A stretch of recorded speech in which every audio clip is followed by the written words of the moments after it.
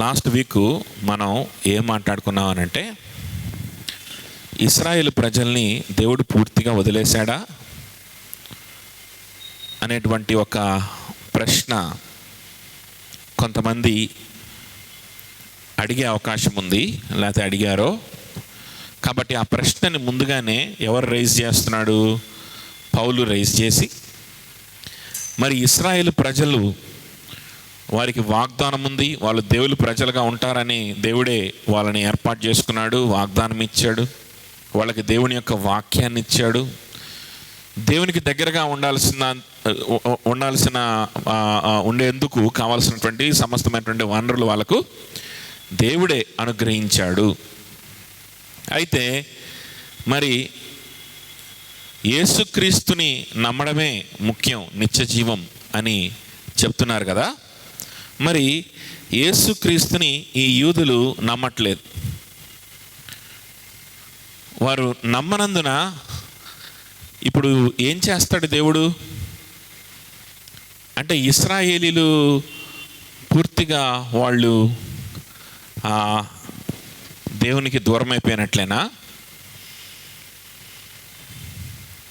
ఇక్కడ మనుషులు మిస్ అయిపోతున్నటువంటి ఒక లాజిక్ ఉంది. ఆ లాజిక్ని 10వ అధ్యాయంలో 9వ అధ్యాయంలో కూడా చాలా స్పష్టంగా పౌలు వివరించుకుంటూ వచ్చాడు. ఏం లాజిక్ అది? పుట్టుకతో శారీరకంగా ఇశ్రాయేలీనైన వాడు ప్రతివాడు కూడా ఇశ్రాయేలీయుడు కాదు అనేటువంటి ఒక లాజిక్ని మిస్ అయిపోతున్నారు. ఆ లాజిక్ని ఫస్ట్ నుంచే వివరించుకుంటా వస్తా ఉన్నాడు పౌలు. సో ఇక్కడ కూడా మనకి అదే చెప్తా ఉన్నాడు. ఇశ్రాయేలీలు వారు నా బిడ్డలుగా ఉంటారు అని అంటే, ఇశ్రాయేలీలుగా పుట్టిన ప్రతివాడు దేవుని బిడ్డ అయిపోతాడు, దేవుని రాజ్యంలోకి వెళ్ళిపోతాడు అని కాదు బాబు. విశ్వాసము ద్వారానే జరుగుతుంది. ఆ విశ్వాసము దేవుని సంకల్పము చొప్పున వస్తుంది. ఎవరి మీద ఆయన కనికరం చూపిస్తాడో ఆయన మీద ఆయన వాళ్ళ మీద కనికరం చూపిస్తాడు. ఎవరిని కరుణిస్తాడో వారిని కరుణిస్తాడు. ఎవరైతే కరుణ పొందుకున్నారో వారి పాపాల నిమిత్తం వాళ్ళు పశ్చాత్తాపడతారు, విశ్వాసం చూపిస్తారు. ఫరో వాడు చేసిన పాపానికి వాడు ప్రతిఫలం అనుభవించేశాడు. వాడు పశ్చాత్తాపంలోకి రాలేదు. ఎందుకు రాలేకపోయాడు పశ్చాత్తాపంలోకి? ఎందుకు ఒప్పుకోలేకపోయాడు పాపాన్ని? ఎందుకు చూపించలేకపోయాడు విశ్వాసాన్ని అని అంటే, ప్రభు కనికరించలేదు. మరి ప్రభువే కదా కనికరించలేదు అని అంటే, ఆ మాట అడగడానికి నువ్వెవడు? ఆ మాట ఎంత తిక్కల మాట. నీ పాపంలో నువ్వు నాశనం అయిపోతున్నావు. నీ చేతులారా చేసుకున్న పాపానికి నువ్వు చచ్చిపోతున్నావు. నువ్వు నరకానికి వెళ్తున్నావు. నువ్వు శాపగ్రస్తుడు అవుతున్నావు. నువ్వు నాశనానికి పోతున్నావు. నీ చేతులారా చేసుకున్న పాపము. నేను పాపం చేశాను, నాలో పశ్చాత్తాపం కూడా నువ్వే ఎందుకు పుట్టించలేదు అని ప్రభువుని అడగడం. నేను పాపం చేశాను, సరే నువ్వే ఎందుకు నాలో పశ్చాత్తాపాన్ని పుట్టించలేదు? నువ్వే ఎందుకు నన్ను, సరే నేను గర్విష్ఠినే, పాపం చేశాను, ఒప్పుకోవడానికి కూడా మనసు లేదు నాకు, గర్విష్ఠిని. తగ్గించుకునే మనసు లేదు నాకు, గర్విష్ఠిని. అయినప్పటికీ నువ్వే నాలో విశ్వాసాన్ని ఎందుకు కలిగించలేదు? అయినప్పటికీ నువ్వే నాలో రిపెంటెన్స్ని, మారు మనసు ఎందుకు కలిగించలేదు అని అడగడం, అది ఎంత భయంకరమైన సంగతి అది కదా. సో ఒక కుమ్మరి ఒక మట్టి ముద్దని ఎనాలజీ మనకి చూపించాడు పౌలు కదా. అది ముందే లేఖనాల్లో ఉన్నటువంటి ఎనాలజీ మళ్ళీ మనకు చూపించాడు. ఏంటంట? ఎవరంట? మట్టి ముద్ద. మట్టి ముద్ద అనగా ఎవరు? మట్టి ముద్ద అంటే అది ప్రాణం లేనటువంటిది. అర్థమైందా? సో చచ్చిన పరిస్థితిలో ఒక మట్టి ముద్ద వలె ప్రతి మనిషి ఉన్నారు. ప్రతి మనిషి కూడా. అర్థమవుతుందా? కాబట్టి కుమ్మరివాని సార్వభౌమ అధికారాన్ని ప్రశ్నించేవాడెవడు అని అక్కడ బోధించుకుంటా వచ్చాడు. అట్ ద సేమ్ టైం ఈ 11th చాప్టర్ ఎండింగ్లో కూడా వచ్చేసరికి ఏమంటున్నాడు, ఎండింగ్ లాస్ట్ 2 verses 11th చాప్టర్లో కూడా ఏమంటాడు అని అంటే 33 నుంచి, ఆహా దేవుని బుద్ధి జ్ఞానములు, దేవుని బుద్ధి జ్ఞానములు బాహుల్యము ఎంతో గంభీరము, బుద్ధి జ్ఞాన బాహుల్యం ఎంతో గంభీరము, ఆయన తీర్పులు శోధింపనెంతో ఆసక్యములు, ఆయన తీర్పులు శోధింపనెంతో అసఖ్యములు. How unsearchable are his judgment and how inscrutable his ways. For who has known the mind of the lord, or who has been his counselor, or who has given a gift to him that he might be repaid? For from him and through him and to him all things, to him be glory forever.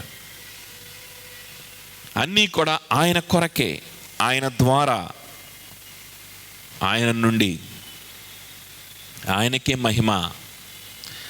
ఆయన ఆలోచనలు ఎంతో గంభీరమైనవి. ఆయన యొక్క తీర్పులు ఎంతో గంభీరమైనవి.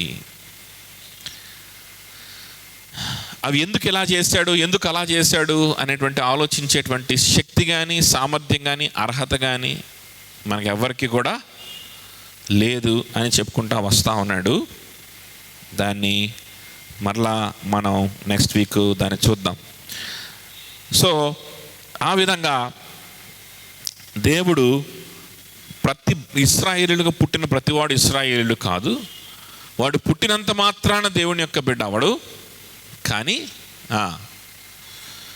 విశ్వాసాన్ని బట్టి, దేవుని యొక్క ఏర్పాటుని బట్టి, దేవుని యొక్క సంకల్పాన్ని బట్టి అవుతారు, దేవుని యొక్క కనికరాన్ని బట్టి అవుతారు అనేటువంటి విషయాన్ని చెప్పుకుంటూ వస్తూ ఉన్నాడు.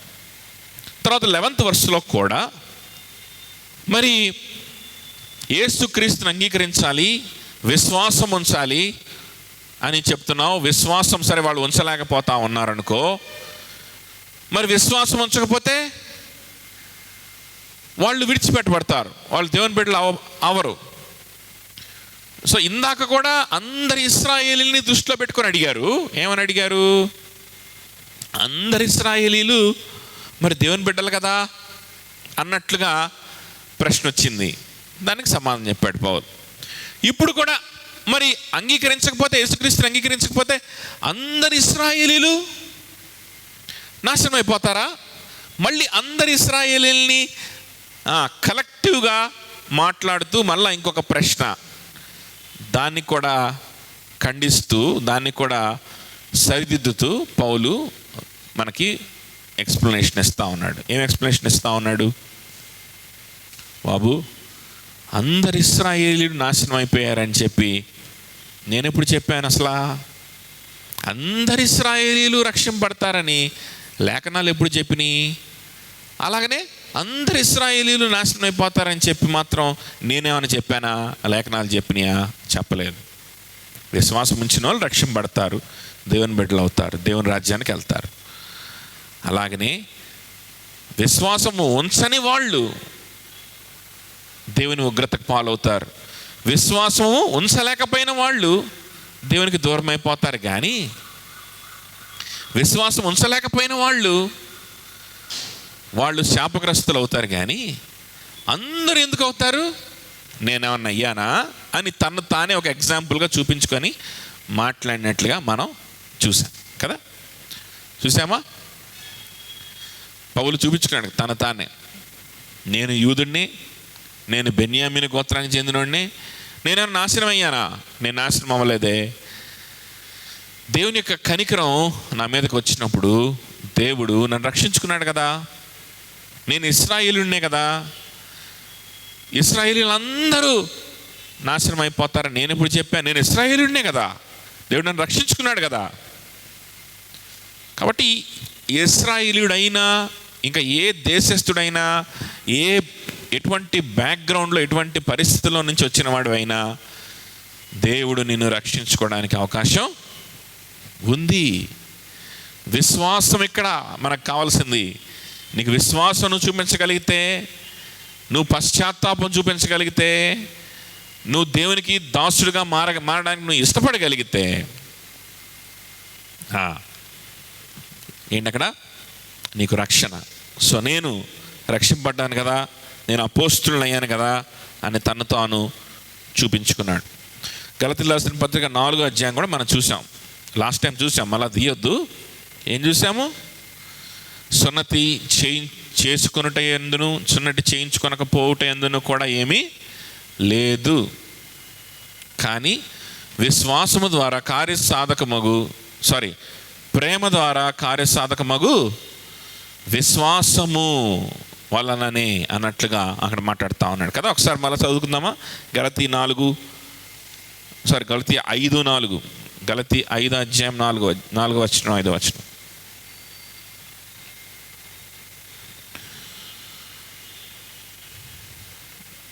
గలతీ 5:4.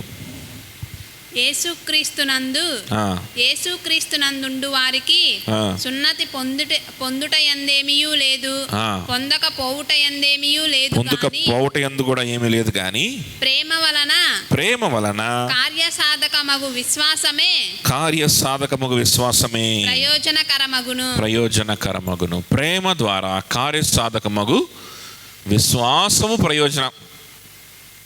అంతేగాని సున్నతి కానీ, ధర్మశాస్త్రము చెప్పేటువంటి కొన్ని విధులు కానీ, యూదా మత ఆచారాలు కానీ, భక్తి క్రియలు కానీ అక్కడ ప్రయోజనము ఏమీ కూడా లేదు. ఏం ప్రయోజనం అంట?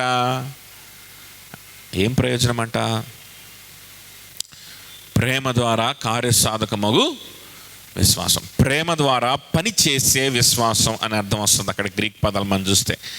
ప్రేమ ద్వారా పనిచేసే విశ్వాసం. ఇది పనిచేసేటువంటి విశ్వాసం. ఇది ఊరకనట్లాగా ఉండే విశ్వాసం కానీ కాదు. దీని గురించే ఈ 11th verseలో ఈరోజు మనం చూడబోతా ఉన్నాం. ప్రేమ ద్వారా కార్యసాధకమగు విశ్వాసం. ఓకే, విశ్వాసం ఉంటే చాలంటున్నావా?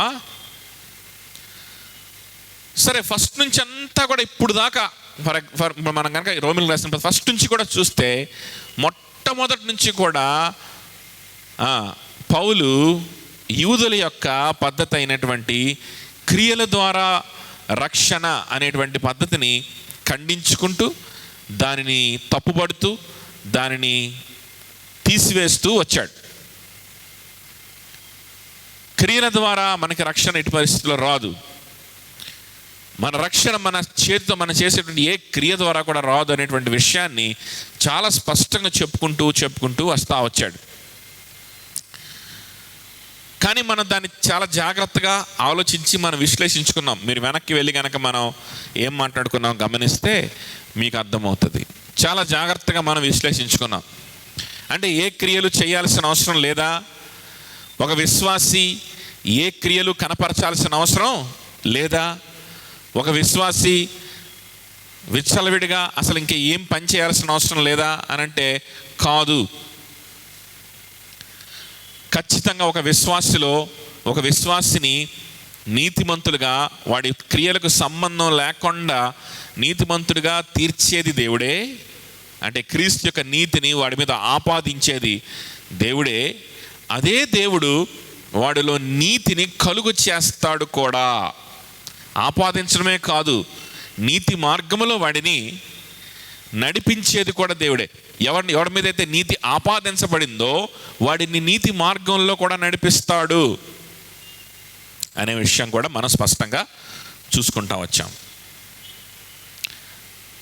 అనంటే పాపం చేయకుండా పరిశుద్ధతలో దేవుడు నడిపించుకుంటాడు, బాగానే ఉంది. కొన్ని సత్కార్యముల్లో దేవుడు నడిపించుకుంటాడు. హృదయ శుద్ధిని కలిగేటువంటి విధంగా దేవుడు మనల్ని నడిపించుకుంటాడు. దేవుని ప్రేమ గురించి చూసాం. దేవుని ప్రేమ కుమ్మరించబడ్డం చూసాం 5వ అధ్యాయంలో. అలానే 8వ అధ్యాయంలో మన విజ్ఞాపనల ద్వారా మనము ప్రార్థన పరులుగా మనం ఉన్నప్పుడు, ప్రార్థించినప్పుడు, ప్రభు మీద ఆధారపడినప్పుడు, పశ్చాత్తాపంతో కూడినటువంటి ప్రార్థన మన జీవితాల్లో ఉన్నప్పుడు, మన సొంత పరిశీలన, మన జీవిత పరిశీలనతో కూడుకున్నటువంటి ప్రార్థన మన జీవితాల్లో ఉన్నప్పుడు, మనతో కూడా విజ్ఞాపన చేసేటువంటి ఇంటర్సెసర్ మన కోసం ఉన్నాడు. ఆ విధమైనటువంటి కొన్ని పరిస్థితులు మనకి ఎదురైనప్పుడు, ఆ పరిస్థితులు మనల్ని ప్రార్థనకి నడిపించినప్పుడు, ప్రార్థనలో పశ్చాత్తాపానికి నడిపించినప్పుడు, ఆ విధంగా మనం చేసే సమయంలో మన బలహీనలుగా ఉండొచ్చు, ఏం ప్రార్థించాలో తెలియని వారిగా ఉండొచ్చు, కానీ మన తరపున ఉత్తరవాది ఉన్నాడు, మన తరపున ఇంటర్సెసర్ ఉన్నాడు, మన తరపున విజ్ఞాపన చేసేవాడు ఉన్నాడు. ఈ కార్యములన్నీ జరుగుతూ ఉన్నప్పుడు మనకి కలిగేది ఏంటయ్యా అనంటే, క్రీస్తు స్వరూపంలోకి దినదిన మనము మార్చబడము. ఆయన జ్యేష్ఠ సహోదరుడిగా ఉన్నట్లు మనము ఆయన స్వరూపంలోకి మార్చబడడం అనేటువంటిది జరుగుతూ ఉంటుంది. మన జీవితంలో జరిగే ప్రతి సంఘటనను, ఆ సంఘటన గనక మనల్ని ప్రార్థనలోకి గనక నడిపించినట్లయితే, అటువంటి ప్రతి సంఘటన ద్వారా కూడా దేవుడు మనల్ని ఆయన స్వరూపంలోకి మార్చుకోవడానికే ప్రావిడెన్స్ 8వ అధ్యాయంలో చూసాం కదా. అట్లనే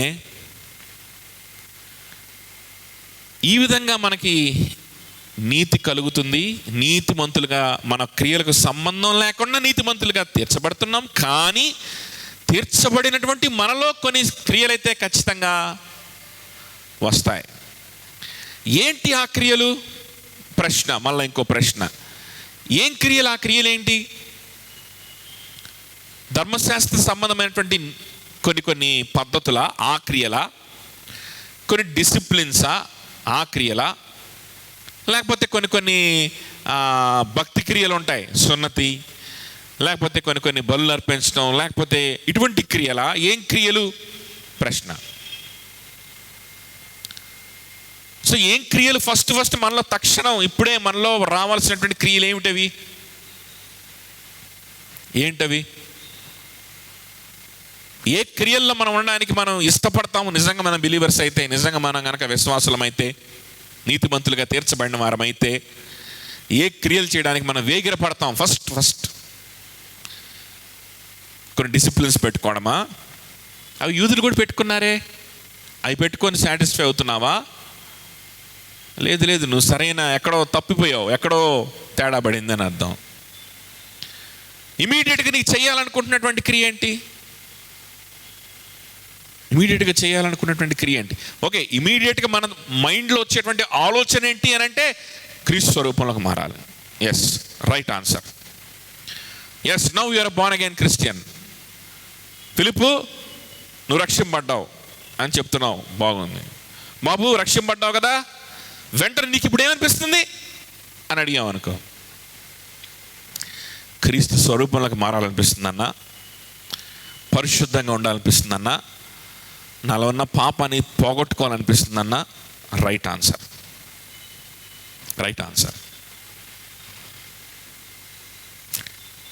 ఇంకో ప్రశ్న. సరే ఫిలిప్పు, రక్షింపడ్డా అని చెప్తున్నావు కదా, బాప్టిజం కావాలని చెప్తున్నావు కదా, నీకు ఇప్పుడు ఏం చెయ్యాలనిపిస్తుంది అని అడిగాను. అప్పుడు ఏం చెయ్యాలనిపిస్తుంది అని అంటే, ఏం చేయాలనిపించేది ఏంటి? నాకు కొన్ని ఉన్నటువంటి చెడు అలవాట్లని విడిచిపెట్టేస్తాను. నాకున్నటువంటి కొన్ని చెడ్డ ఆలోచనల్ని విడిచిపెట్టేస్తాను. మంచిగా దేవుని బిడ్డగా మంచిగా చదువుకుని ఒక దేవుని బిడ్డగా మంచి పేరు తెచ్చుకుంటానన్నా, రాంగ్ ఆన్సర్. ఆఫ్ కోర్స్ అవి జరగాలి, అవి చెయ్యాలి. ఇప్పుడు ఇమీడియట్గా ఫస్ట్ ఏమనిపిస్తుంది నీకు అంటే, ఇవి చెప్పావా? Wrong answer. ఏమనిపిస్తుంది అని అంటే, పరిశుద్ధంగా ఉండాలి, అదే నా ఎయిమ్ పెట్టేసుకున్నాను, నేను ప్రభు బిడ్డగా మారాలనుకుంటున్నాను, రైట్ ఆన్సర్. మంచిదే. పరిశుద్ధంగా మారాలని ఏం పెట్టుకున్నావు, మంచిదే. ప్రభు స్వరూపంలోకి మారాలని ఏం పెట్టుకున్నావు, మంచిదే, బాగానే ఉంది, రైట్ ఆన్సర్. మరి అలా మారాలంటే ఈరోజు నుంచి నువ్వేం చేద్దాం అనుకుంటున్నావు? ఏం చేద్దాం అనుకుంటున్నావు?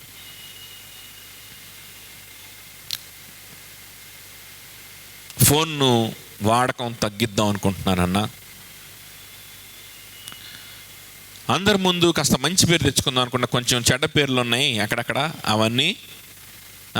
అవన్నీ కూడా సరి చేసుకొని వాళ్ళ ముందు కొంచెం మంచిగా నేను ఈరోజు నుంచి తిరుగుదాం అనుకుంటున్నానన్నా, రాంగ్ ఆన్సర్.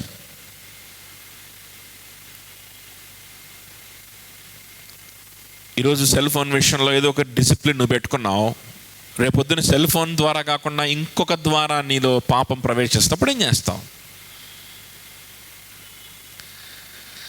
ఈరోజు ఆల్రెడీ ఉన్నటువంటి కొన్ని చెడ్డ స్నేహాలను, లేకపోతే చెడ్డ కాన్వర్జేషన్స్నో, లేకపోతే చెడ్డ తలంపులను తీసేసుకుందాం, లేకపోతే వాటికి దూరంగా ఉందాం, వాళ్ళని దూరం పెడదాం అనుకున్నావు, బాగానే ఉంది. వాళ్ళ ద్వారా కాకుండా, స్నేహాల ద్వారా కాకుండా ధనాశ ద్వారా నీలో పాపం ప్రవేశిస్తే అప్పుడు ఏం చేస్తావు? వ్యసనాలు ఉన్నాయి, వ్యసనాలు పక్కన పెడదాం అనుకున్నావు, వ్యసనాల ద్వారా కాకుండా జీవపు డంబము ద్వారా నువ్వు దేవునికి దూరం అయిపోతావు రేపొద్దున, అప్పుడేం చేస్తావు? నువ్వేమో నేను వ్యసనాలు మానేశాను, నేను స్నేహం మానేశాను, నేను అది మానేశాను, నేను ఇది మానేశాను అని చెప్పి ఉప్పొంగిపోతా ఉంటావు. నీలో జీవపు డంబము పుచ్చిపోతూ ఉంటుంది, నీలో ధనాశ విపరీతంగా చెలరేగిపోతూ ఉంటుంది. దాని గురించి పట్టించుకో.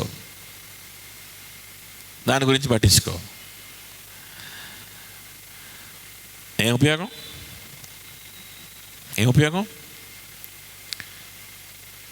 మనుషులు చూడడానికి అబ్బా భలే మారాడరా, కొన్ని విషయాలు భలే మార్చేసుకున్నాడని చెప్పి మనుషులు మోసపోవచ్చు, దేవుడు మోసపోడు. నిజంగా రక్షింపబడినటువంటి వ్యక్తి ఇప్పుడు నువ్వేం చేస్తావు? ఇప్పుడు ఫస్ట్ తక్షణం నీకేం చేయాలనిపిస్తుంది? ఓకే, మంచిది, ఏం పెట్టుకున్నావు? నీకేం అనిపిస్తుంది అని అంటే ఫస్ట్ పరిశుద్ధపరచబడాలి, నేను పరిశుద్ధంగా మారాలి, నాలో పాపం పోవాలి. Yes, right answer. పోవాలంటే ఏం చేయాలి? మరి పోవాలంటే ఇప్పుడు నువ్వేం చేద్దాం అనుకుంటున్నావు? ఈరోజు నుంచి ఏం చేసేది ఏదో దేవుడే తీసేస్తాడన్నా, దేవుడే పరిశుద్ధపరచుకుంటాడన్నా.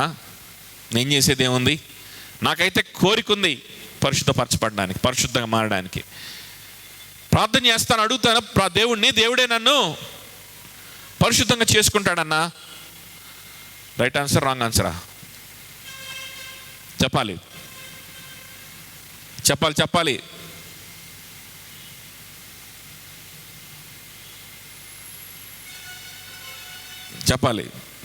Beulah, right answer, wrong ఆన్సరా?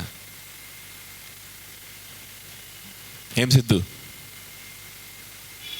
మీరు చెప్పరేంటి? రైటా రాంగా? Wrong answer. అది కూడా రాంగ్ ఆన్సరే. అది ఎలా రాంగ్ ఆన్సరో ఇప్పుడు మనం ఈ 11th చాప్టర్లో ఈ మిగిలినటువంటి వర్సెస్లో మనం చూస్తాం. రైట్ ఆన్సర్ ఏంటయ్యానంటే, నేను యేసుక్రీస్తుని ఇంకా తెలుసుకుందాం అనుకుంటున్నాను. ఆయన్ని తెలుసుకోవడానికి ఎన్ని కూడికలు పెడతావో చెప్పు, అన్ని కూడికలకు వస్తా. ఆయన్ని తెలుసుకోవడానికి సంఘములో సభ్యత్వం తీసుకొని సంఘానికి అకౌంటబుల్గా నేను ఉంటూ సంఘానికి కట్టుబడి నేను ఉంటా. ఆయన్ని తెలుసుకోవడానికి, పరిశుద్ధపరచబడ్డానికి, ఆయన స్వరూపంలోకి మారడానికి నా బలహీనతలు ఇంకా ఏమేమి ఉన్నాయో నేను గ్రహించుకొని మరలా వాటిని బట్టి మరలా పశ్చాత్తాపడి మరలా ప్రభు దగ్గరికి వెళ్ళి కృపని పొందుకొని ఈ ఎక్సర్సైజ్ అనేది నాలో జరగడానికి గాను నేనేం చెయ్యాలి అని అంటే, ఇదిగో సహోదరులు ఉన్నారు, వాక్యం ప్రకటించే సహోదరులు ఉన్నారు, నాకు బలపరిచే సహోదరులు ఉన్నారు, ప్రార్థించే సహోదరులు ఉన్నారు. వారి అధికారానికి నేను లోబడి సంఘములో నిబంధన చేసినటువంటి సభ్యుడిగా బ్రతుకుతాను. ప్రభు బిడ్డలతో ఆరాధన చేస్తాను. ప్రభు బిడ్డలు ఎక్కడ కూడుకొని ఆరాధన చేస్తున్నారో అక్కడ ఆరాధన చేస్తాను. ప్రభు బిడ్డలు ఎక్కడ కూడుకొని ప్రార్థిస్తున్నారో అక్కడ ప్రార్థిస్తాను. సంఘం క్షేమాభివృద్ధి కోసం నేను పనిచేస్తాను. ఇంత గొప్ప శుభవార్త నాకు దొరికిందే, ఇంత గొప్ప పాప క్షమాపణకి సంబంధించిన వార్త నాకు దొరికిందే. నేను ఏ కార్యము చేయకుండానే, నేను ఇంకనూ పాపిగా ఉండగానే యేసుక్రీస్తు నాకు రావాల్సిన మరణాన్ని, శిక్షణ అంతటినీ ఆయన భరించాడని నాకు సువార్త నాకు అందించబడిందే. ఆ సువార్తని నేను కూడా ప్రకటిస్తాను. ఆ సువార్త కోసం, ఈ సంఘము కోసం నా జీవితాన్ని ఇస్తాను. అది చేద్దాం అనుకుంటున్నానన్నా. బ్యాప్టిజం అంటే ఏంటో తెలుసా? బ్యాప్టిజం అడగడం, నాకు బ్యాప్టిజం కావాలని అడగడం అంటే ఏంటో తెలుసా? నాకు బ్యాప్టిజం కావాలని అడగడం అని అంటే, ఇదిగో ఈ స్థానిక సంఘంలో నేను నిబంధన చేసుకున్నటువంటి ఒక సభ్యుడిగా నేను ఉండాలనుకుంటున్నాను. ఈ సంఘ పెద్దల యొక్క అధికారం కింద ఉండాలనుకుంటున్నాను. ఈ సంఘ సభ్యుల యొక్క కనుసన్నల్లో, వారి యొక్క ఏమంటారు, వారి యొక్క పర్యవేక్షణలో నేను ఉందామనుకుంటున్నాను. ఈ ప్రజల్ని నా ప్రజలుగా నేను స్వీకరిద్దాం అనుకుంటున్నాను. నా సొంత సహోదరులుగా నేను స్వీకరిద్దాం అనుకుంటున్నాను.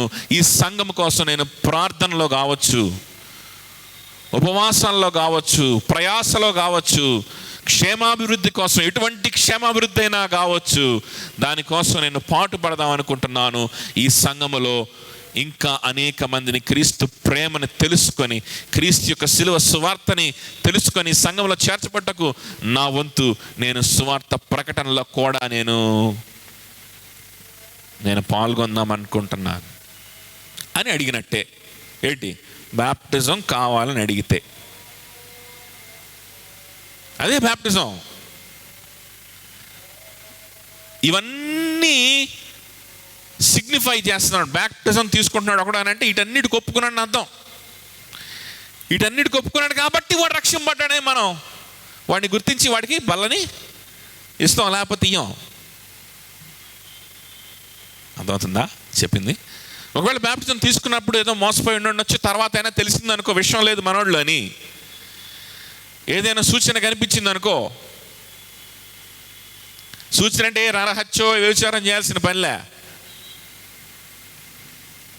కొన్ని వారాలు రెగ్యులర్గా చర్చి మానేసిన సూచనే, కొన్ని వారాలు ఇర్రెగ్యులర్గా ఉన్నాడు అనుకో, సూచనే. అన్ని కూడికలకు పాల్గొనడానికి ఆసక్తి చూపించట్లేదు, సూచనే. కొన్ని గొంతు మీదకి వచ్చి కూర్చునే పనులు ఉంటాయి అన్నమాట. కొన్ని ఉద్యోగరీత్యా గొంతు మీదకి వచ్చి కూర్చునే పనులు ఉంటాయి మనోళ్ళలాగా. సో అలాంటి పరిస్థితులు అయితే పర్వాలేదు, అర్థం చేసుకుంటాం. కానీ అసలు రావాలనిపించట్లేదు అనుకో, దుఃఖం రావట్లేదు అనుకో, ఏదో రాలేకపోయాడు, దుఃఖం రావట్లేదు అనుకో, ఆ రోజు సూచనలు కనిపించినప్పుడు వెంటనే, బాబు నువ్వేదో బ్యాప్టిజం తీసుకున్నావు కానీ మాకేమీ అనిపించట్లేదు నాన్న, కొన్ని రోజులు సంఘానికి రాబాక, నిన్ను చూసి వేరే వాళ్ళు చెడిపోతారు, పశ్చాత్తాపడు, ప్రభు దగ్గర సరి చేసుకో ప్రభు దగ్గర అని చెప్తాం. ఇంకో సూచన కూడా ఏంటో తెలుసా? ఇప్పుడు నేను చెప్పిన కదా, కొన్ని చరిత్రలో కొన్ని సంఘాలు వాళ్ళ యొక్క చర్చ్ కాన్స్టిట్యూషన్లో రాసుకొని పాటించినటువంటి విషయాలు, ఎంతోమంది మన పితరులు పాటించినటువంటి విషయాలని నేను చెప్తున్నాను. నేను కొత్తగా తయారు చేసి చెప్పినటువంటి విషయాలు కాదు. మనకి సెకండ్ సాటర్డే జరిగేటువంటి మన ఎక్లీసియాలజీ క్లాస్లో నేను అవన్నీ చూపిస్తాను కూడా. చార్ల్స్ స్పర్జన్ గారు సేవ చేసినటువంటి చర్చిని మెట్రోపాలిటన్ టాబర్నాకిల్ లండన్లో వాళ్ళ చూపిస్తాను. వాళ్ళు తయారు చేసుకున్నటువంటి కాన్స్టిట్యూషన్. చర్చికి వస్తూ ఉండొచ్చు కానీ ఎలాంటి పార్టిసిపేషన్, రెగ్యులర్ వస్తున్నాడు చర్చికి, అన్ని కుడికలకు వస్తున్నాడు కానీ ఎలాంటి పార్టిసిపేషన్ లేదు. అన్ని కుడికలకి వస్తున్నాడు, ఏదైనా అవసరం వస్తే రెస్పాండ్ అవ్వదు. అన్ని కూడికలకి వస్తున్నాడు. ఆ కూడిక సమయంలో తప్ప మిగిలిన టైంలో రెస్పాండ్ కాడు. ఎతికితే దొరకడు, కలుద్దామంటే దొరకడు. లేకపోతే ఏదైనా పలానా ఏదన్నా అవసరత ఉందంటే దొరకడు అనుకో. లేకపోతే వచ్చి వెళ్ళిపోతున్నాడు తప్ప ఎటువంటి ఆసక్తి చూపించట్లా. బ్రదర్, మన సంఘంలో ఆ కార్యక్రమం జరుగుతుంది కదా, ఎట్లా చేద్దాం అనుకుంటున్నారు? ఏమైనా సహాయం కావాలా? ఏమైనా ఆర్థిక సహాయం కావాలా? ఆర్థిక సహాయం చేయలేకపోతే కనీసం ఏమన్నా నేను ఏమైనా సహాయం చేయగలనా అని అడగడు. నేను ప్రార్థన చేస్తాను అని ప్రార్థన చేయడు. ప్రార్థన కూడా చేయడు. నా వంతు నేను ఏదో విధంగా ప్రభు కోసం నేను పనిచేసి సంఘ క్షేమాభివృద్ధి కోసం నేను పనిచేస్తానని ముందుకు రాడు. ఎక్కడేసిన గొంగళి అక్కడే ఉంటుంది. నూతనమైన నిర్ణయాలు ఉండవు. సేవ విషయమే నూతనమైన నిర్ణయాలు ఉండవు. పరిచర్య విషయమై నూతన నిర్ణయాలు ఉండవు. అదేంటి, అందరు పరిచర్య చేస్తారా, అందరూ పాస్టర్లు అయిపోతారా, అందరూ సేవ చేసేస్తారా, అందరూ సువార్త ప్రకటించేస్తారా అని అంటే, అందరూ ప్రకటించేస్తారా లేదా అనేది నేను చెప్పట్లేదు. ఎదుగుదల, ప్రోగ్రెస్ ప్రోగ్రెస్ ప్రోగ్రెస్. అందరూ అన్ని పనులు చేయరు, బాగానే ఉంది, కరెక్టే. కానీ వేర్ ఇస్ ద ప్రోగ్రెస్? 5 సంవత్సరాల క్రితం ఎట్లా ఉన్నాడో 5 సంవత్సరాల తర్వాత అట్లానే ఉన్నాడు. మీకు తెలుసా, మనం ఏమనుకుంటామంటే పర్లేదులే కుర్రోడు 5 సంవత్సరాల క్రితం ఎట్లా ఉన్నా ఇప్పుడు అట్లా కనీసం మెయింటైన్ చేస్తున్నాడుగా అని మనం మెచ్చుకుంటాం కదా. మెట్రోపాలిటన్ టెబర్నకల్లో మెచ్చుకోరు. 5 సంవత్సరాలు అదే పని చేస్తున్నాడు అనుకో, అట్లానే ఉన్నాడు అనుకో, ఎదుగుదల లేదనుకో, ఎటువంటి నిర్ణయాలు లేవు అనుకో, అని పిలిపించి కౌన్సిలింగ్ చేస్తారు. ఎక్స్కమ్యూనికేషన్ కూడా చేయొచ్చు తెలుసా. కొంతమంది ప్యూరిటన్స్ అయితే ఎక్స్కమ్యూనికేషన్ కూడా చేస్తారు. ఏంటి బాబు, ఏంటి 5 ఏళ్ళు అయింది, 5 ఏళ్ల క్రితం ఏం చేస్తున్నావు, ఇప్పుడు అదే చేస్తున్నావు, ఏంటి రక్షణ పడ్డావా, ఏమనుకుంటున్నావు నువ్వు దేవునిలో ఉన్నావు అంటే వెళ్ళిపో. నిన్ను చూసి మిగిలిన వాళ్ళు చెడిపోతారు. నిన్ను చూసి మిగిలిన వాళ్ళు ఏమనుకుంటారు, పర్లేదు రక్షింపబడిన వాళ్ళు అంటే ఇట్లా కూడా ఉండొచ్చులే, రక్షింపబడి కూడా ఎక్కడ వేసిన గొంగలు అక్కడే ఒకే పరిస్థితుల్లో ఏ నిర్ణయాలు లేకుండా అదే పరిస్థితిలో ఉండొచ్చులే అని మిగిలిన వాళ్ళు కూడా ఏం చేస్తారు, నేర్చుకొని ఫిక్స్ అయిపోతారు. వాళ్ళు కూడా ఫిక్స్ అయిపోతారు. వాళ్ళు కూడా సెట్ చేసుకుంటారు అనమాట, షెడ్యూల్స్ని సెట్ చేసుకొని ఇది ఈ టైం నుంచి ఈ టైం వరకు ఇది నా పని సెట్ చేసుకొని ఇక జీవితాంతం చేసుకుంటూ వెళ్తుంటారు మెకానికల్గా. అటువంటి వాళ్ళని చూసి చెడిపోతారు కూడా, వాళ్ళని తరివేస్తాం అన్నమాట. అర్థమవుతుందా? కాబట్టి ఏంటి నీ తక్షణ కర్తవ్యం? నువ్వు దేవుని బిడ్డగా మారిన తర్వాత అంటే దేవుని సంఘంలో నేను సభ్యుడిగా ఉండి దినదినము ప్రభువులో నేను ఎదుగుతాను. ప్రభు కోసం చేసేటువంటి పనులలో కూడా నేను ఎదుగుతాను. ఎదుగుతూ ఉన్నప్పుడు, ఈ విషయాల్లో నువ్వు ఎదుగుతూ ఉన్నప్పుడు నీ పరిశుద్ధతలో కూడా నువ్వు ఎదగడానికి దేవుడు అవకాశం ఇస్తాడు. నువ్వు ఏదైతే ఎయిమ్ పెట్టుకున్నావో, పాపము చంపబడాలని ఏదైతే ఎయిమ్ పెట్టుకున్నావో, పరిశుద్ధంగా మారాలని ఏదైతే ఎయిమ్ పెట్టుకున్నావో, దేవుని స్వరూపంలోకి మారాలని, అది కూడా ఆటోమేటిక్గా ఏమవుతా ఉంటుంది, జరిగిపోతుంది. నీ ఎయిమ్ అదే మళ్ళీ ఎయిమ్ అదే అయి ఉండాలా. ఆ ఎయిమ్ని రీచ్ అవ్వడానికి నీకు ఇప్పుడు ఏం చేద్దాం అనిపిస్తుందంటే ఏం చెప్పాలి? ఇదిగో ఇవన్నీ చెప్పాలి. అర్థమవుతుందా? అది రక్షణ.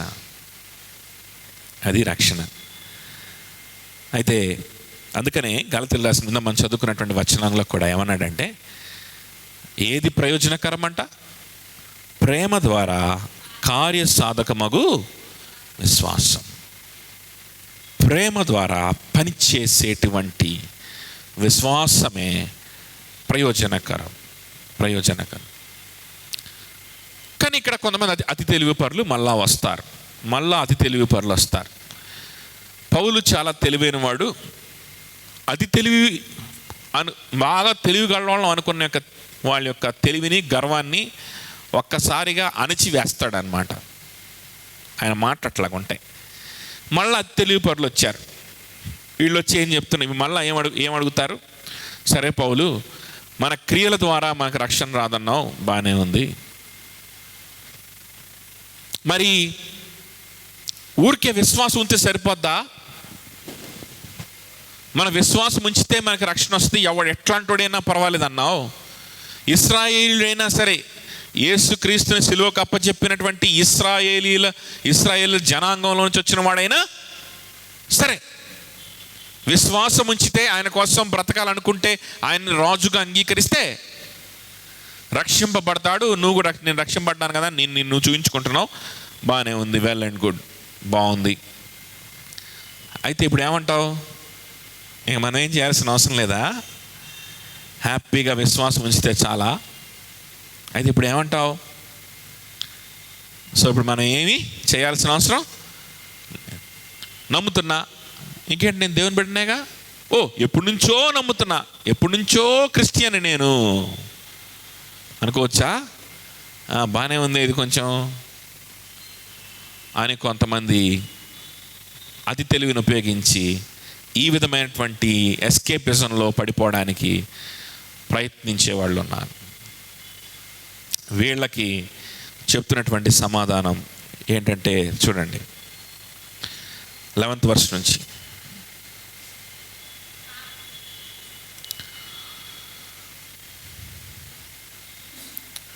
So I ask, did they stumble in order that they might fall? By no means. Rather, through their trespass, salvation has come to the Gentiles, so as to make Israel jealous. Now, if their trespass means riches for the world, and if their failure means riches for the Gentiles, how much more will their full inclusion? ఏంటంట? Now I am speaking to you, Gentiles, inasmuch then as I am an apostle to Gentiles, I magnify my ministry. 13వ వచనం ఒకసారి చూడండి. అది చూసి మనం just ఈ passage యొక్క సమరీని మనం మాట్లాడుకొని మనం వెళ్ళిపోదాం. ఈరోజు నుంచి రేపటి నుంచి ఒక్కొక్క ప్యాసేజ్, ఇంకొక 2 వారాలు దీని మీద మనం స్పెండ్ చేయాల్సిన అవసరం రావచ్చు. సో చూడండి 13వ వచనం. అన్యజనులకు మీతో నేను మాట్లాడుచున్నాను, నేను అన్యజనులకు అపోస్తులుడనై ఉన్నాను కనుక ఏ విధమునైనను నా రక్త సంబంధులకు రోషము పుట్టించి వారిలో కొందరినైనను రక్షింపవలనని నా పరిచర్యను గణపరచుచున్నాను. ఏంటంట? నేను అన్యజనులకు అపోస్తలుడను కాబట్టి మీతో మాట్లాడుతున్నా వినండి అని అన్యజనుల మీద ఫోకస్ని తీసుకొస్తున్నాడు. నేను ఎవరికి అపోస్తలుడను?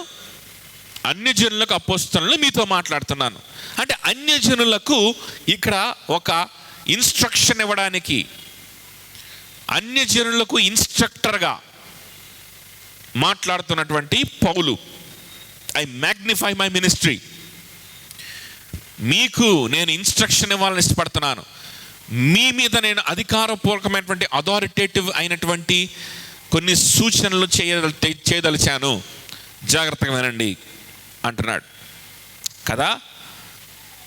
నా తోటి వారైనటువంటి యూదులు వారు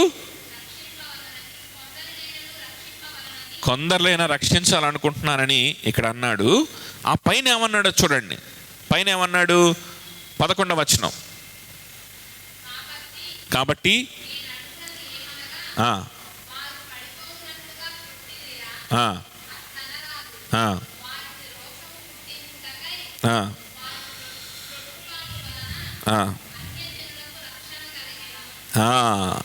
వారికి రోషము పుట్టించుటకు వారి తొట్రుపాటు వలన అన్యజనులకు రక్షణ కలిగింది. అంటే వాళ్ళు పడిపోయారు అని అంటే అందరూ వారు టోటల్గా పడిపోయినట్టు కాదు. వారికి వాగ్దానం ఉంది అని అంటే అందరూ కలెక్టివ్గా దేవుని రాజ్యానికి వెళ్ళిపోతారని ఎట్లాగైతే కాదో అట్లనే వాళ్ళు పడిపోయారంటే కూడా అందరూ ఒకేసారి పడిపోయారు, ఇంకా వాళ్ళలో ఇంకెప్పటికీ ఎవరు కూడా రక్షణలోకి రావడానికి అవకాశం లేదని కాదు. నేను ఇందాక చెప్పాను కదా, గుర్తుందా? మర్చిపోవద్దు. ఈ ఒక లాజిక్ని మిస్ అయిపోతున్నారు వీళ్ళు, ఈ వినేవాళ్ళు. ఏం లాజిక్? ఇశ్రాయేల్ అనగానే మొత్తం ఇశ్రాయేల్ గురించి ఆలోచిస్తున్నారు. ఇశ్రాయేలీలు వాళ్ళ దేవుని బిడ్డలు అనగానే ఇశ్రాయేల్ అందరూ దేవుని రాజ్యానికి వెళ్ళిపోతారు అనుకుంటున్నారు. ఇశ్రాయేలీలు అవిశ్వాసంలో ఉన్నారనగానే ఇశ్రాయేలీలు వినలేదు, అవిశ్వాసంలో ఉన్నారు, ప్రవక్తలు చెప్పినా వినలేదని చెప్పుకుంటూ వచ్చాడు కదా 10వ అధ్యాయంలో. అని చెప్పగానే ఓహో అంటే ఇశ్రాయేల్ అందరూ ఇంకా నాశనం అయిపోయినట్టేనా అని మళ్ళీ అందరి గురించి మాట్లాడుతున్నారు. ఇక్కడ పొరపాటు చేస్తున్నారు. అందరి గురించి మాట్లాడద్దు. వారు పడిపోయినట్లుగా వారు తొట్టుపడలేదు. They did not stumble to fall completely. అంటే ఇంకా వాళ్ళు లేవకుండా అందరూ కూడా ఇశ్రాయేల్ ప్రజలు అనేవాడు ఇంకా రక్షింపబడడు అనే విధంగా వాళ్ళు అయిపోలేదు. పొరపాటు చేశారంతే. కొంతమంది పొరపాటు చేశారంటే మరలా ఆ జాతి ప్రజలు గనక ప్రభు దగ్గరికి వస్తే పశ్చాత్తాపడితే వారు రక్షింపబడడానికి అవకాశం ఉంది అని చెప్తూ, అసలు ఎందుకు వాళ్ళు తొట్టుపడ్డారంటే, అసలు ఎందుకు కొంతమంది దేవుని విషయంలో మిస్టేక్ చేశారు అని అంటే మెస్సయ్యను అంగీకరించకుండా సిలువ వేయడం ఇలా జరిగింది. సో ఎందుకు ఇలా వాళ్ళు చేయాల్సి వచ్చింది అంటే, బాబు అలా వాళ్ళు చేస్తే సువార్త మీ దగ్గరకు వస్తుంది కాబట్టి. ఎందుకంటే దేవుడు వాళ్ళకి వాగ్దానం ఇచ్చాడు. దేవుడు వాళ్ళకి వాగ్దానం చేసి, దేవుడు అన్యాయస్తుడు అవ్వడు. వాగ్దానం చేసిన దేవుడు దాన్ని నిలబెట్టుకుంటాడు. సో దేవుని వాక్యం మీకు ఇస్తాను, దేవుని యొక్క వాక్యంలో పరిపూర్ణత అంతా మీ చేతికి ఇస్తానని దేవుడు వాగ్దానం చేశాడు. సియోనులో నుండే వాక్యం బయటికి వెళ్తుంది, సియోనులో నుండే రక్షణ వస్తుంది, మీలో నుంచే రక్షణ ప్రపంచానికి వెళ్తుంది.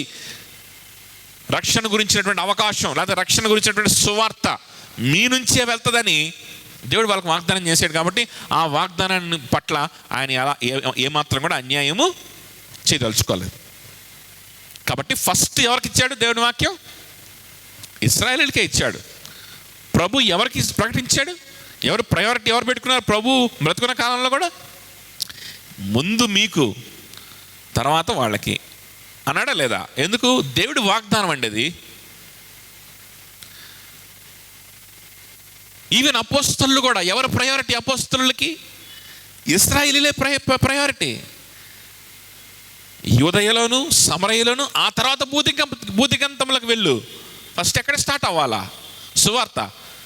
ఎక్కడ స్టార్ట్ అవ్వాలి ఈ టీచింగ్? యూదాలో ఉన్న వారికి అందరికీ ప్రకటింపబడాలా. ఆల్రెడీ ప్రభు వారు ప్రకటించారు. ఆల్రెడీ ప్రభువే ఈ లోకానికి శరీర రూపంలో రావడం ద్వారా అనేకమైన ప్రవచనాలు ఓల్డ్ టెస్ట్మెంట్లో వాళ్ళ లేఖనాల్లో, వాళ్ళ సొంత లేఖనాల్లో ఉన్నటువంటి అనేకమైన ప్రవచనాలు నెరవేర్చడం ద్వారా ప్రభువే ప్రకటించాడు. తన జీవితం ద్వారా ప్రకటించాడు, తన బోధల ద్వారా ప్రకటించాడు, తన చేసిన క్రియల ద్వారా ప్రకటించాడు, తన సిలువ మరణం ద్వారా ప్రకటించాడు సువార్తని, తన గురించినటువంటి సువార్తని. అవునా? అందుకని ఒక చోట కూడా ఒక సైరోఫినీషియన్ స్త్రీ, కనానీయురాలైనటువంటి స్త్రీ వచ్చినప్పుడు ప్రభు ఏమన్నాడు? పిల్లలకి ఇవ్వవలసిన రొట్టెని కుక్కలకు నేను ఇవ్వడం న్యాయమేనమ్మా అని అడిగాడు. సరే, దానికి అక్కడ ఏం జరిగిందని మనం మార్క్స్ వార్తలో చూసాం. మీరు తర్వాత కావాలంటే రివ్యూ చేసుకోవచ్చు. వండర్ఫుల్ ప్యాసేజ్ కదా. అక్కడ ప్రభు యొక్క ప్రేమనే మనం చూస్తున్నాం. ఆ యొక్క మాటలో కూడా ప్రభు యొక్క కనికరాన్నే ఆ మాటలో కూడా మనం చూసాం, ధ్యానించుకున్నాం, ప్రభు స్తుతించుకున్నాం. మళ్ళీ ఒకసారి కావాలంటే వెనక్కి వెళ్ళి చూసుకోవచ్చు. ఎందుకు ఆ మాట అన్నాడు? ఇశ్రాయేలు ప్రజలు వాగ్దాన ప్రజలు, వాళ్ళకి ఆ లేఖనాలు, వాగ్దానం చేయబడ్డ వాగ్దానాలు ఉన్నటువంటి ప్రతి ఒక్క సంపూర్ణత, ఆ లేఖనాల్లో ఉన్నటువంటి ప్రతి ఒక్క ఇంటర్ప్రిటేషను వాళ్ళకి తెలియాలి ఫస్ట్. అది దేవుని యొక్క సంకల్పం అంతే, దేవుని వాగ్దానం అది. ఆ వాగ్దానం విషయంలో దేవుడు ఏమాత్రం కూడా ఆయన వాగ్దానం విషయంలో ఆయన ఏం చేయడంట, ఆయన అన్యాయము చేసేవాడు కాదు కదా, ఆయన అన్యాయం చేసేవాడు కాదు. అందుకనే 29వ వచనం చూడండి, 29వ వచనం ఇదే అధ్యాయంలో. ఏలయనగా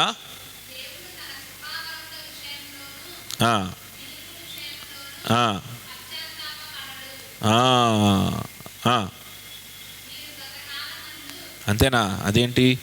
సరే, for the gifts and the calling of God are irrevocable. పశ్చాత్తాపడ్డు ఇవన్నీ కాదు, కానీ దేవుడు తను ఇచ్చినటువంటి గిఫ్ట్స్, తను ఇచ్చినటువంటి పిలుపు విషయంలో, తను ఇచ్చినటువంటి వాగ్దానం విషయంలో అది మళ్ళీ తిరిగి ఆయన తీసుకునేవాడు కానీ కాదు, అది మళ్ళీ దాన్ని క్యాన్సిల్ చేసేవాడు కాదు, నమ్మకమైన వాడు. కాబట్టి వారికే ముందు సువార్త వెళ్ళాలి. వాళ్ళకి వెళ్తే కానీ, వాళ్ళు రిజెక్ట్ చేస్తే కానీ అన్ని జనులకు అది వెళ్ళదు. అర్థమవుతుందా? వాళ్ళు రిజెక్ట్ చేయలేదనుకో, ఇశ్రాయేల్ ప్రజలందరూ కూడా ఒక్కొక్కరు నాకు చెప్పు నాకు చెప్పు నాకు చెప్పు అని చెప్పి చెప్పించుకుంటా ఉన్నారనుకో, వాళ్ళకి చెప్పడానికి, అక్కడ ఇశ్రాయేల్ ప్రజల మధ్యలో సంఘాలు కట్టడానికి, అక్కడ సంఘాలు నడిపించడానికి, అక్కడ వాళ్ళకి టీచింగ్ ఇవ్వడానికే అపోస్తుల జీవితాలన్నీ అయిపోయి ఉండేవి. అపోస్తుల జీవితాలు అయిపోయి ఉండేవి. అక్కడే ఉండేది సువార్త. ఇంత ప్రబలిపోయేది కాదేమో ఒకవేళ సువార్త. ఒకవేళ ఈరోజు కూడా మనం సువార్తకు వినాలంటే ఇశ్రాయేల్ పోవాల్సి వచ్చేదేమో. కానీ వాళ్ళు ఏం చేశారు తెలుసా? దాన్ని సువార్తను ఏం చేశారు? త్రోసివేశారు.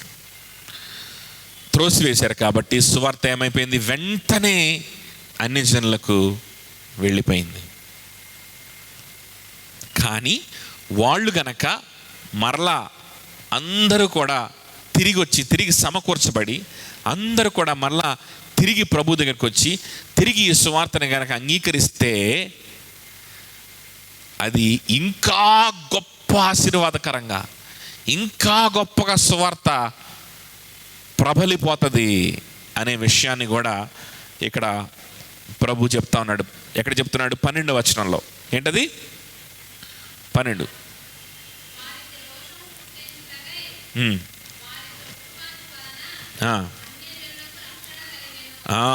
వారికి రోషం కలిగించుటకు వారి తొట్టుపాటు వలన అన్ని జనులకు రోషం కలిగింది. మాకు అందింపబడింది సువార్త, దీన్ని మేము అంగీకరించకుండా దీన్ని మేము ఖండించి పారేస్తే ఇక అన్ని జనులు ఎవడు రక్షింపబడతాడు? అన్ని జనులు ఎవరు? మేమేం వినంది అన్ని జనులు ఎవరు విశ్వసిస్తారు? ఇక విశ్వసించరుగా అనుకున్నారు. అర్థమవుతుందా చెప్పింది? మెస్సయ్య అనే కాన్సెప్ట్ ఎవరిది? మాది. దేవుడు అనే కాన్సెప్ట్ ఎవరిది? మాది. క్రీస్తు అనే కాన్సెప్ట్ మాది. రక్షకుడు అనే కాన్సెప్ట్ మాది. వీటిని బేస్ చేసుకొని క్రీస్తు గురించి సువార్త బోధిస్తున్నారు. దీన్ని మేమే అంగీకరించలేదు. ఇంకా ఎవడో ఏదో విగ్రహాన్ని పూజించుకునేవాడు వాడెట్లాగా అంగీకరిస్తాడు? లేఖనాలు ఉన్నాయని చెప్పి మా లేఖనాలు ఉపయోగించుకుంటున్నారు వీళ్ళు, క్రైస్తవులు. వాళ్ళు ఓల్డ్ టెస్ట్మెంట్గా పెట్టుకున్నారు మా లేఖనాలని. మేమే విసర్జిస్తే ఇక ఎక్కడో భారతదేశంలో చెట్లు పొట్లను మొక్కేవాడు, అసలు ఈ కాన్సెప్ట్సే తెలియనివాడు, ఏం తెలియనివాడు వాడు ఎట్లా అంగీకరిస్తాడు అని అనుకున్నారేమో. కానీ ఏం జరిగిందో తెలుసా? దానికి భిన్నంగా జరిగింది. వీళ్ళు రిజెక్ట్ చేయగానే ఇమీడియట్గా ఆ సువార్త అన్య జనుల్లోకి వెళ్ళిపోయింది. అన్య జనులు అంగీకరించడం ప్రారంభించారు. అన్య జనులు దేవుని బిడ్డలుగా మారడం ప్రారంభం చేశారు. అర్థమవుతుందా? దేవుని బిడ్డలు అయిపోయారు, విశ్వాసం ఉంచడం ప్రారంభించారు. ప్రభు వాళ్ళకి విశ్వాసం ఇస్తూ రాగా వారందరూ కూడా ప్రభువులోకి రావడం తండోపతండాలుగా ప్రారంభమైపోయింది అప్పుడే, ఇన్స్టెంట్గా. ఎందుకు అలాగా? వెంటనే అన్ని జనుల్లోకి పంపించేసి సువార్తని వెంటనే అన్ని జనుల్లో అనేక మంది ప్రభు దగ్గరికి వచ్చేలాగా ఎందుకు దేవుడు ప్లాన్ చేశాడయ్యా అనంటే, ఈ ఇశ్రాయేలు ప్రజలకంట రోషము కలిగించడం కోసం. ఇశ్రాయేల్ ప్రజలకి ఏం కలిగించడం కోసం? రోషం కలిగించడం కోసం. ఈ ఇశ్రాయేల్ ప్రజలకి బుద్ధి కలిగించడం కోసం, జ్ఞానం కలిగించడం కోసం. చూడండి, మీరు విసర్జించారు కానీ ఎంతమంది అంగీకరిస్తున్నారు చూసారా? వాళ్ళు అసలు దేవుడు ఒక్కడే అని నమ్మేవాళ్ళు కాదు. వాళ్ళు ఆ కుర్చీలో దేవుడు, ఆ ఫ్లెక్సీలో దేవుడు ఉన్నాడని నమ్మేవాళ్ళు వాళ్ళు.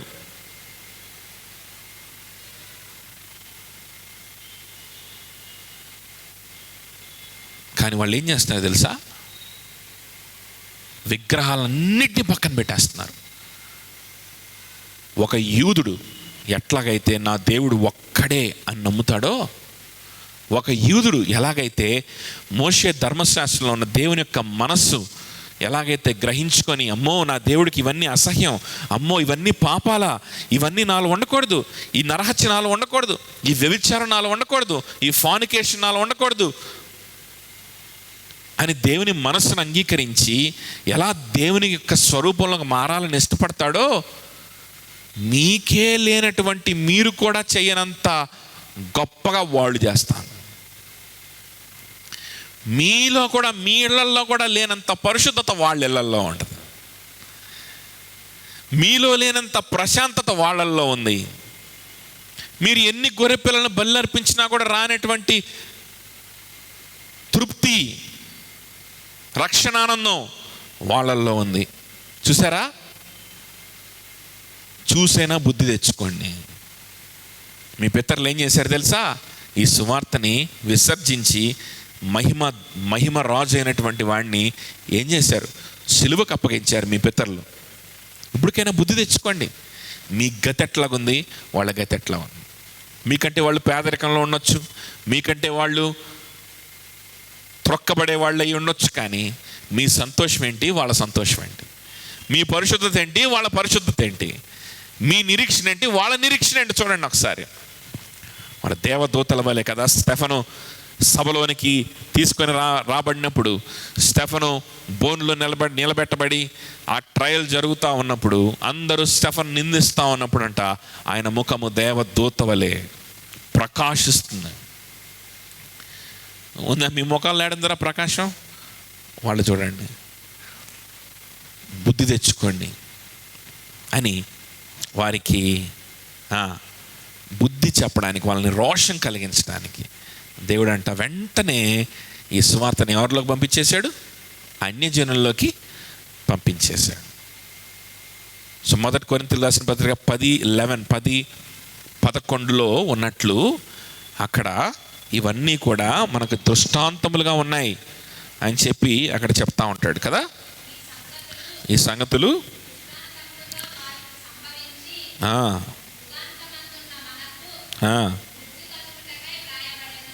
బుద్ధి కలుగుటకు రాయబడినాయి బాబు. సో ఇవి యూదులకు బుద్ధి కలుగుటానికి రాయబడినాయి. మీరున్నారే, మీరు అన్యజనులు ఉన్నారే, మీతో మాట్లాడుతున్నా వినండి, అన్యజనులారా వినండి, ఇవన్నీ యూదులకు బుద్ధి కలుగడానికి రాయబడ్డాయి. వాళ్ళు విసర్జించారు, వాళ్ళు సత్యాన్ని విసర్జిస్తే సత్యం మీ దగ్గరకు వచ్చింది. అంటే దాని అర్థం ఏంటో తెలుసా? సత్యాన్ని ఊరకనే అంగీకరించి నమ్మాను పో అంటే కుదరదు. అది మీకు లాభసాధకం కాదు. నోటి మాట లాభసాధకం కాదు, సున్నతి కూడా లాభసాధకం కాదు. ఏది లాభసాధకం? ప్రేమ ద్వారా కార్యసాధకమగు విశ్వాసమే లాభసాధకమైనది. ప్రేమ ద్వారా కార్యసాధకమైన విశ్వాసమే లాభసాధకమైనది. వాళ్ళు సత్యాన్ని విసర్జించారు, సత్యానికి అనుగుణంగా వాళ్ళు బ్రతకలేకపోయారు. కాబట్టి వాళ్ళ జీవితాలు వచ్చే తరాలకి ఒక ఒక ఉదాహరణ, దృష్టాంతం. అట్లా చేయబాకండి, మీ పితరులు చేసిన మీరు చేయబాకండి. ఇప్పుడైనా బుద్ధి తెచ్చుకోండి, రోషన్ తెచ్చుకోండి. అన్ని జనులు నమ్ముకుంటారు, మీరు నమ్మండి నిజమైన దేవుణ్ణని. వాళ్ళకి నేను చెప్పాలనుకుంటున్నాను, చెప్తే వాళ్ళు నమ్మే అవకాశం ఉంది. మీ పరిస్థితి ఏంటి? మీరు క్రియల ద్వారా రక్షణ పొందాలని, దేవుని దగ్గరికి వెళ్ళాలని ప్రయత్నాలు పెడుతున్నారా? మీ పరిస్థితి ఏంటి? అట్లా పెట్టే వాళ్ళు దూరం అయిపోయారు. పోనీ మీ పరిస్థితి ఏంటి? అట్లా కాకుండా, ఓహో క్రియలు కాదంటావా, ఊరికే విశ్వాసం ఉంచితే సరిపోద్దా? సరే విశ్వాసం ఉంచి వదిలేస్తా, నమ్మాను, ఇకంతా దేవుడే చూసుకుంటాడులే, నమ్మాను కదా చాలు కదా అనేటువంటి పరిస్థితిలోకి ఒకానొక సమయంలో శాండిమేనినిజం అనేటువంటి ఒక బోధ సంఘంలో ప్రవేశించింది. సంఘాలు వ్యభిచారంలో కూరుకుపోయినాయి. సంఘాలే వ్యభిచారంలో కూరుకుపోయినాయి. భయంకరమైన వ్యభిచారంలో, పాపంలో, వ్యసనాల్లో సంఘాలు కూరుకుపోయినాయి అంటారు. సంఘాలు అబ్బా వ్యభిచారం ఏమైనా చేసినా పర్లేదురా అని ఇక ఆ బోధ ప్రవేశించింది. పరిగెత్తారంట జనాలు వ్యభిచారం చేయడానికి, తాగడానికి పరిగెత్తారంట జనాలు. ఏం బోధ తెలుసా? శాండిమేనియనిజం అంటారు ఆ బోధని. అది రికార్డ్ చేయబడ్డాయి, కొన్ని సంఘాలు నాశనం అయిపోయినాయి. అదేం బోధ తెలుసా? ఆండ్రూ ఫుల్లర్ అనే ఆయన దానికి వ్యతిరేకంగా పోరాడాడు. ఏదేం బోధ తెలుసా? విశ్వాసం ద్వారానే రక్షణ అన్నారు కదా, విశ్వాసం ఉంచితే చాలమ్మా, అంటే నమ్మితే చాలిక, ఇంక నువ్వు ఏం పట్టించుకోవాల్సిన అవసరం లేదు.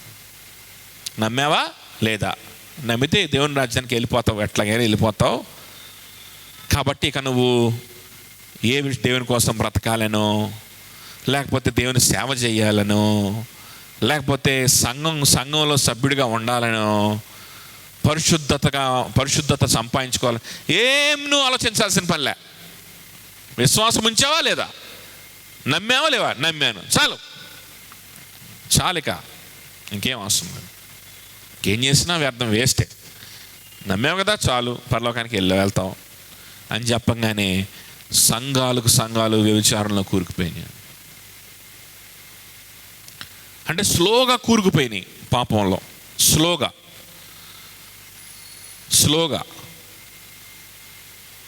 అంటే ఎట్లా అనంటే, ఇప్పుడు ప్రభు కోసం నువ్వు బ్రతక, ఇప్పుడు ఇందాక నేను అడిగాను కదా, ఒక వ్యక్తి బ్యాప్టిజం కావాలనుకుంటున్నాడు. సో నువ్వు నీ వెంటనే నీలో వస్తున్న ఆలోచన ఏంటి అని అంటే, ఏం చెప్పాలన్నాను? కరెక్ట్ ఆన్సర్ ఏది సిద్ధు ఫిలిప్? పరిశుద్ధాత్మ కాదు బాబు, పరిశుద్ధంగా ఉండాలి, పాపాన్ని చంపాలి, పాపానికి దూరం అవ్వాలి. ఫస్ట్ ఆలోచన అదే రావాలి. వచ్చిందా? Right answer. ఓకే. మరి ఆ విధంగా పరిశుద్ధతలోకి నువ్వు ఎట్లా నడుస్తావు? ఎలా నడుద్దాం అనుకుంటున్నావు? ఎలా ప్లాన్ చేసుకుంటున్నావు అనంటే వెంటనే ఏం ఆన్సర్ రావాలి? కొన్ని డిసిప్లిన్స్ పెట్టుకుందాం అనుకుంటున్నా, అది చేద్దాం అనుకుంటున్నా కాదు. ప్రభు కోసం బ్రతకాలనుకుంటున్నాను, సంఘం కోసం బ్రతకాలనుకుంటున్నాను, సువార్త కోసం బ్రతకాలనుకుంటున్నాను. That should be your right answer. ఆ ఆన్సరు ఇక అవసరం లేదని చెప్పేశారు. అట్లాంటి ఆన్సర్లు ఏం అవసరం లేదు. కేవలం విశ్వాసం ఉంచితే రక్షణ బాబు, అంతే. నిజమే, అది కరెక్టే. కానీ విశ్వాసం ఒక్కటే చాలు. విశ్వాసం అంటే విశ్వాసమే. విశ్వాసంతో ఏది అటాచ్డ్ ఏది ఉండదు ఇక అని బోధించేసరికి చూడండి, ఇది తప్పుడు బోధ. విశ్వాసం ఎప్పుడు కూడా ఎలాంటి విశ్వాసమో తెలుసా? కార్యసాధకమైన విశ్వాసం. ప్రేమ ద్వారా కార్యసాధకమైన విశ్వాసంగా ఉంటుంది. ఎప్పుడైనా విశ్వాసం అనేది ఓర్కనే విశ్వాసంగా అది ఎప్పుడు కూడా ఉండదు. క్రియలు లేని విశ్వాసం ఏంటది? మృతం. క్రియలు లేని రక్షణ అనలా. రక్షణ కేవలం విశ్వాసం ద్వారానే వస్తుంది. రక్షణకి క్రియలకి సంబంధం లేదు. క్రియలు లేని రక్షణ అనలా. నువ్వు ఏ విశ్వాసం ఉపయోగించి అయితే రక్షణ పడ్డావో ఆ విశ్వాసం మాత్రం మృతమైపోద్ది క్రియలు లేకపోతే. అర్థమవుతుందా? క్రియల ద్వారా అబ్రహాం రక్షింపడ్డాడని యాకోబు చెప్పినట్లు, క్రియలు లేని విశ్వాసం మృతమైనదని యాకోబు చెప్పినట్లు, వీటిని లింక్ తెంచేశాడు అనమాట ఈ శాండిమన్ అనేటువంటి వాడు. తెంచేసేసరికల్లా నమ్మాగా ఇక చాలు అని, నమ్మాను కదా చర్చికి వెళ్ళాల్సిన పని కూడా లేదు, నమ్మాను కదా, ఒకవేళ వెళ్ళినా ఊరికే సరదాగా అందరితో మాట్లాడడానికి సోషల్ లైఫ్ కోసం వెళ్తాం అంతే తప్ప ప్రభువులు ఎదగడానికి, ప్రభువులో నిర్ణయాలు తీసుకోవడానికి, దినదినము మార్పు నొందడానికి కాదు. ఒకవేళ వెళ్ళినా దేనికోసం వెళ్తాం? ఊరికే సోషల్ లైఫ్ కోసం వెళ్తాం. అట్లా వెళ్ళడం ప్రారంభించారు. ప్రభు కోసం నిర్ణయాలు లేవు, ప్రభు సేవ చేద్దామని ఆలోచన లేదు, ప్రభు కోసం బ్రతుకుదామని ఆలోచన లేదు, సంఘం కోసం ఏం చేద్దామని ఆలోచన లేవు. ఇవి లేకపోయేసరికి ఆటోమేటిక్గా గోల్ రీచ్ అవుతాడా? ఏం గోల్ చెప్పాలా ఫిలిప్? గోల్ ఏం పెట్టుకున్నావు ఫస్ట్? గోల్ రక్షింపడ్డం అని ఏమనిపిస్తుంది అంటే ఏం చెప్పాలా? రక్షింపడంగానే ఏమనిపిస్తుంది నీకు? పరిశుద్ధత బాబు. గోల్ని పరిశుద్ధత కదా. ఇవన్నీ అవసరం లేదనేసరికి, ఇవన్నీ లేకపోయేసరికి గోల్ రీచ్ అవుతాడా? రీచ్ అవడు. రకరకాల పాపాలు ప్రవేశిస్తాయి. పాపాలు పోతా ఉంటారు. పాపం చేస్తే మాత్రం ఏంటంటే విశ్వాసం ఉందిగా, చాలే నమ్మాగా, చాలే. నేనే యేసుప్రభు దేవుడు కాదు, యేసుప్రభు దయ్యం అని నేనే అన్నానా? యేసుప్రభు దేవుడు అనే కదా అన్నాను. యేసుప్రభు అన్నీ నమ్ముతున్నా, పాపం క్షమించాడు, శిలువలో మరణించాడు, అన్నీ నమ్ముతున్నా, అన్ని కంట చెప్పమంటే కూడా చెప్తా. మొత్తం సువార్త అంతా చెప్పమంటే కూడా స్పష్టంగా చెప్పేస్తాను. అన్నీ నమ్ముతున్నాను, సంతకం పెట్టిస్తా. కావాలంటే మొత్తం రాసి సువార్తని యాజ్ ఇట్ ఈస్గా మొత్తం అన్నీ రాసి సంతకం పెట్టిస్తా. నమ్మినట్టే కదా. పాపం చేస్తే ఏముంది అనుకున్నారు. చిన్నగా చాప కింద నీరులాగా సంఘాలు పుచ్చిపోయినాయి పాపంతో.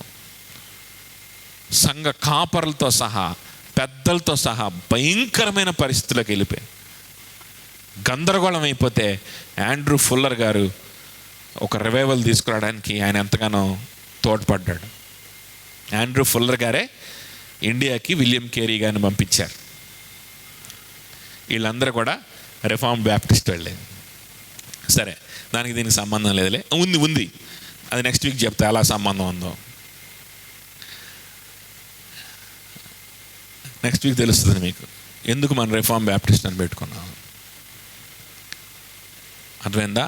సో పౌలు ఏం చెప్తానంటే, బాబు అన్యుల్లారా, సువార్త మీ దగ్గరకు వచ్చింది, నమ్మితే చాలులే, ఓకే అని తలూపేస్తే సరిపోద్దులే అనుకోబాకండి. వాళ్ళు అంగీకరించలేదు కాబట్టి మీ దగ్గరకు వచ్చింది. వాళ్ళకి రోషం కలుగు చేయడానికి మీ దగ్గరకు వచ్చింది. మీ జీవితాలని చూపించి వాళ్ళు రోషం కలగడానికి మీ దగ్గరకు వచ్చింది. మీలో ఉన్న క్రియల్ని చూసి వాళ్ళు రోషపడడానికి మీ దగ్గరకు వచ్చింది. బాబు ఏం లేవు, ఏం నిర్ణయాలు లేవు, క్రియలు లేవు, ప్రభు కోసం శ్రమ అనిపించడం లేదు, ప్రభు కోసం ఏదన్నా కోల్పోవడం లేదు, ఏమీ లేవు. ఏం చూస్తాడు? ఏం రోషపడతాడు? ఎవడు రోషపడతాడు? అర్థమైందా? కాబట్టి జాగ్రత్త పడండి.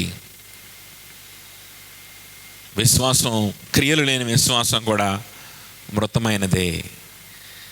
ఒకవేళ మీకు గనక అటువంటి నిజమైన విశ్వాసం మీరు కనపరచలేకపోతే, ఇశ్రాయేలు ప్రజలు ఎట్లాగైతే కోసివేయబడ్డారో మీ వాళ్ళు కూడా కోసివేయబడతారు. సరే, నువ్వు రక్షింపడ్డావు, బాగానే ఉంది. నీ కొడుకు రక్షింపడినట్టు నాటకాలు ఆడుతున్నాడు అనుకో, విన్నాగా, అంగీకరిస్తున్నాగా అని చెప్పి ఆడు చదువు ఆడు సంపాదన ఆడు పెళ్ళి ఆడు చేసుకొని, వాడి పరిస్థితి వాడు చూసుకొని, వాడి జీవితం వాడు జీవిస్తూ ఎటువంటి ఎదుగుదల లేకుండా షో చేస్తున్నాడు అనుకో, అక్కడి నుంచి అందరూ కూడా నరికివేయబడతారు. మీ వాళ్ళు కూడా నరికివేయబడతారు. అసలు సువార్త ఫస్ట్ ఇవ్వాలి వీళ్ళకి అని చెప్పి ఎవరి ద్వారా అయితే సువార్త ప్రకటింపబడాలో, ఒరిజినల్ యూదులు ఎవరైతే ఉన్నారో ఫస్ట్ వీళ్ళకి అందింపడి సువార్త. వీళ్ళు సరిగ్గా అంగీకరించకపోతేనే వీళ్ళనే నరికివేశాడు దేవుడు. ఇక మిమ్మల్ని నరికివేయడా? విశ్వాసం ద్వారా మాత్రమే రక్షణ. ఆ విశ్వాసం కూడా సరిగ్గా ఉండాలి. సరిగ్గా ఉండకపోతే నరికేస్తాడు దేవుడు అని ఇక్కడ అన్యులకి కూడా హెచ్చరికగా ఈ ప్యాసేజ్ అంతా చెప్పుకుంటూ వస్తాడు.